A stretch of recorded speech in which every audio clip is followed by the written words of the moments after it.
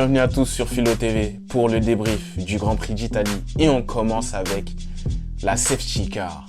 Est-ce qu'il fallait finir la course telle qu'elle s'est finie ou bien relancer la course et attendre, comme je l'entends souvent, du spectacle? Je vais tenter d'y répondre. Nyck de Vries, quel week-end pour lui.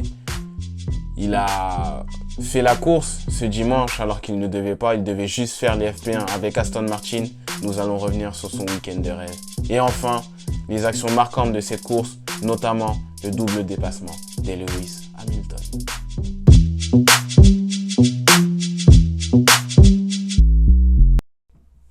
Alors comme vous le savez tous, la course est finie sous safety car, donc à une allure tempérée, à une allure tranquille, c'est-à-dire 80 km/h derrière la safety car, dû à l'arrêt de Ricciardo sur la piste. Alors on va recontextualiser la chose. Ricciardo, au 46e tour, s'arrête à Tesmo 1. C'est le nom du virage qui a été attribué, Tesmo 1, Tesmo 2, bref. Dû à un problème de moteur. Donc il s'arrête sur le bas-côté de la piste. Sauf qu'à cet endroit-là, il n'y a pas de grue. Donc les commissaires sont obligés d'intervenir. Entre le temps où la voiture de Ricciardo s'est arrêtée et le temps où les commissaires sont intervenus, il y a eu 8 minutes. Donc c'est-à-dire à peu près 4 ou 5 tours qui se sont écoulés. Donc il en restait plus que 3. Première chose. Deuxième chose, le temps que la grue arrive et le temps que les commissaires expatrient la voiture du tracé, ça a mis un certain temps aussi. Et donc, c'est arrivé au bout des 53 tours. Troisième chose, le drapeau rouge oublié. Il n'y a pas eu d'accident grave, il n'y a pas eu d'accident majeur. Oublié, les drapeaux rouges, c'est fait que pour ça. La safety car, c'est en cas de gêne sur tout ce qui pourrait gêner le voisinage des monoplaces et des pilotes lorsqu'ils sont en train de faire leur course. Là, le drapeau rouge, il n'y a pas lieu d'être. Non, ça, c'est à oublier. Maintenant qu'on finit sous safety car, j'ai envie de vous dire, c'est totalement normal. Qu'est-ce que vous allez me relancer une course sur le dernier tour? À Abu Dhabi, c'est ce qui s'est passé. À Abu Dhabi, c'est une erreur qu'ils ont faite. Ils ont voulu privilégier le spectacle. Quatrièmement, le spectacle dont vous voulez parler. Verstappen, il est au-dessus. Verstappen, il a eu un aileron à fort appui. Normalement, sur ce tracé, le temple de la vitesse, comme on l'appelle, sur ce circuit de Monza, normalement, vous avez un aileron à faible appui. Limite, il est droit. Red Bull, ils ont opté pour un aileron à fort appui. Donc, ce qui veut dire que dans les virages, ils étaient plus rapides que tous les autres. Mais en ligne droite, ils gardaient une vitesse de pointe du tonnerre. Qu'est-ce que vous voulez faire contre ça? Ferrari, ils ont tout bien fait. Presque tout bien fait. Je dis presque parce qu'ils n'ont pas fini à la première place via Charles Leclerc. Ils ont fait les arrêts au stand comme il fallait. Ils ont mis les pneumatiques comme il fallait. Ils ont choisi les bons pneumatiques comme il fallait. Ils ont fait presque tout comme il fallait. Mais le seul souci pour eux, c'est que Red Bull est au-dessus cette saison. Qu'est-ce que vous voulez faire face à ça? C'est comme ça, Et surtout, ne me parlez pas de spectacle. Encore une fois. Alors on pourrait dire que les commissaires, oui, ils ont mis du temps. Mais il faut savoir qu'ils ont des procédures, qu'il y a une procédure à suivre, parce qu'on leur donne des instructions pendant l'extraction de la monoplace, en l'occurrence celle de Ricciardo, parce que c'est dangereux. Vous avez les pneus qui chauffent, vous avez les freins qui chauffent, les écopes des freins qui sont chauds, qui peuvent être à 1000 degrés, à plus de 1000 degrés. Vous avez le capot moteur qui est très chaud et qui peut être très dangereux. Donc il y a une procédure à suivre. Certes, ils ont mis du temps, il n'y a pas à nier, ils ont mis du temps. Maintenant, peut-être qu'ils devraient faire des entraînements adéquats, un peu plus adéquats face à ce genre de situation. Et après, je pense que le pourcentage de chances qu'une monoplace s'arrête à cet endroit-là, il est faible également. Donc voilà. Pour moi, la FIA a fait ce qu'il fallait. Fallait finir sous safety car, pardon. C'est comme ça. Le spectacle, il y en a eu quand même. On va pas se mentir. Oui, on aurait voulu que Charles Leclerc revienne derrière Max Verstappen. En plus, il y a eu des retardataires. Donc, comment voulez-vous faire? C'est compliqué. Il restait quoi? Quand Ricciardo s'est arrêté? 7 tours. C'est comme ça. C'est rare. C'est que la 12e fois dans l'histoire de la Formule 1 qu'on finit sous safety car. Voilà, c'est comme ça. Faut l'accepter, c'est tout. Et Verstappen est trop fort. C'est tout.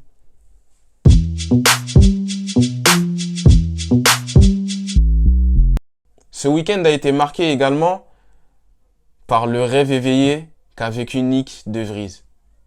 Honnêtement, ce week-end pour lui, il va s'en souvenir toute sa vie.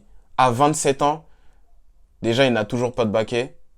En F1, on va y revenir. Je vais y revenir sur ça. Mais ce qu'il a vécu, c'est incroyable. Il fait des FP1 avec Aston Martin. Voilà, il fait ce qu'il a à faire. Il teste la voiture. Voilà, quoi. Des FP1. Et pour lui, il se dit que le week-end, c'est fini, qu'il va juste regarder les courses dans le paddock, chez l'écurie Aston Martin. Malheureusement, ou heureusement, je sais pas, tout dépend. Hein. Malheureusement pour, bien sûr, Alex Albon, il a eu cet appendicite qui l'a gêné et qui lui a coûté sa place pour ce week-end et ce Grand Prix. Et heureusement pour Nyck De Vries, il a pu courir, mais chez Williams. Donc, voiture totalement différente. Donc, il faut qu'il connaisse la voiture parfaitement. Donc, on doit ajuster son cockpit, tout ce qui est colonne de direction, les freins, parce qu'il est assez petit. Tout ça, on doit le changer. Et surtout, il doit s'approprier la monoplace à partir de la FP3, c'est-à-dire avant les qualifs. C'est assez compliqué. Honnêtement, sur tout son week-end, rien à dire. Le seul bémol, et c'est vrai que je suis méchant, le seul bémol qu'on peut lui tenir, c'est lors de la Q2, lorsque sur la chicane, entre la 8e et la 9e chicane, il me semble, dans ces eaux-là, si je ne dis pas de bêtises, il freine trop tard et fait un tout droit. C'est le seul bémol que je peux lui retenir. Sinon, pour tout le reste, il a été grandiose. À 27 ans, il est champion, je rappelle, il est champion de Formule 2, il me semble en 2019, c'est ça. Et il est champion de Formule E, la toute première édition. Et ce mec-là n'a toujours pas de baquet. C'est un problème, pour moi. C'est un problème dans le sens où on pourrait se dire où est le mérite. Il a gagné 2 titres, toujours pas de baquet en Formule 1. Là, il nous montre tout le talent qu'il a, tout le potentiel qu'il a, mais il n'a toujours pas de baquet. Comment se fait-il qu'on ne lui donne pas sa chance? En une course, il a plus de points que Nicolas Latifi, qui en a réalisé 16 jusqu'à présent. Avec tout le respect que je lui dois. Même si je suis frustré de ce qu'il a fait à Abu Dhabi. Parce que à son niveau, normalement, ça ne devrait pas se passer. Mais bon, je referme la parenthèse. Mick Schumacher, je prends l'exemple de Mick Schumacher. Je suis fan de son papa. Mon pilote préféré, c'est comme ça que j'ai connu la Formule 1.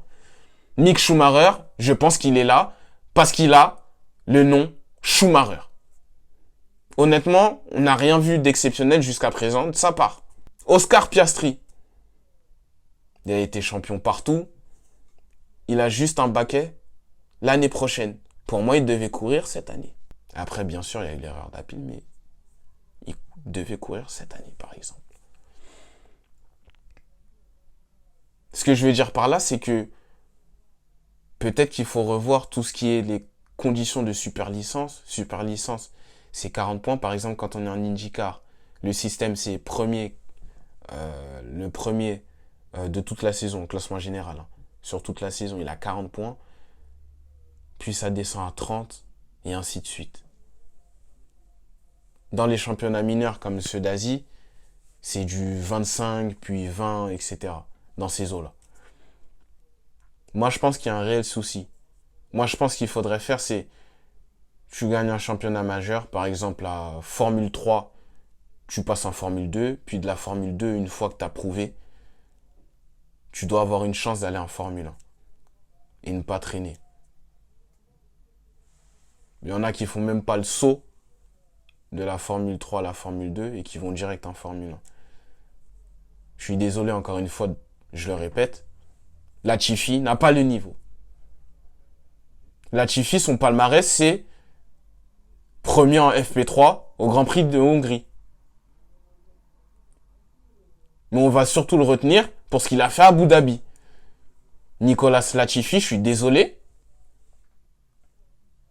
Vous allez me dire, je m'acharne sur lui, mais il n'a pas le niveau. Bref, après avoir dit ça, bravo à Nyck de Vries et j'espère qu'il y a beaucoup d'écuries qui ont vu sa performance et j'espère qu'il aura un baquet pour l'année prochaine.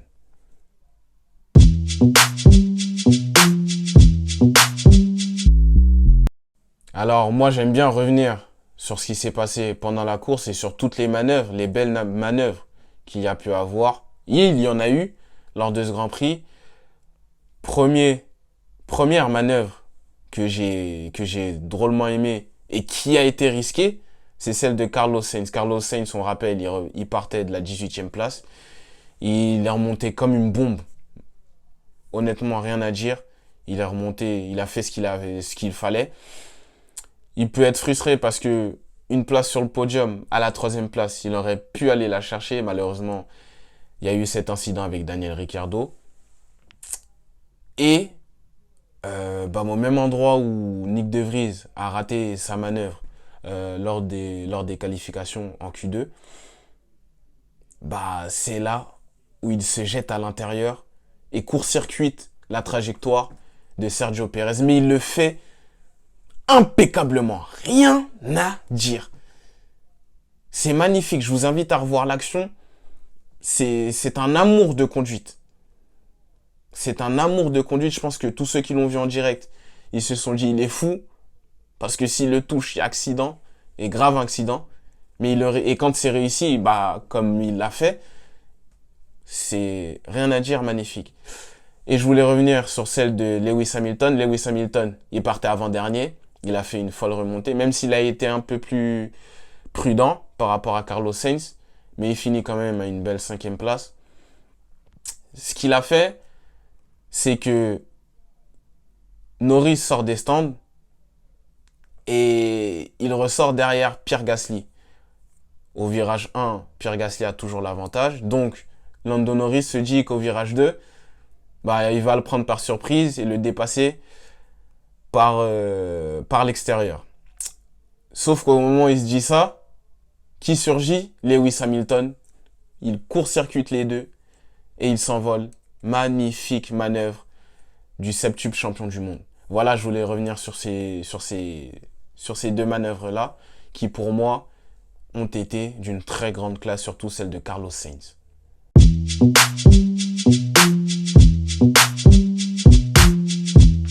Pour moi, la déception du jour, c'est Alpine. Alpine, malheureusement, n'a pas fini dans les points. C'est bizarre, hein, compte tenu des performances sur ces 5 dernières courses où ils ont toujours été dans le top 10. Là, il n'y en a aucun. Il y a eu l'abandon d'Alonso. Et Esteban Ocon a été gêné par Guanyu Zhou, Lando Norris, Nyck de Vries. Il n'a pas pu effectuer de manœuvre, il n'a pas pu effectuer de dépassement. Donc, week-end très frustrant pour Esteban Ocon et l'écurie Alpine. Et bien sûr, le pilote du jour, les fans l'ont nommé, tout le monde a apprécié sa performance, c'est Nyck de Vries avec sa Williams. Merci d'avoir regardé le débrief du Grand Prix d'Italie. Prochain rendez-vous, on quitte l'Europe pour aller à Singapour pour le premier week-end du mois d'octobre. D'ici là, portez-vous bien et on se dit à très vite sur Philo TV. Ciao!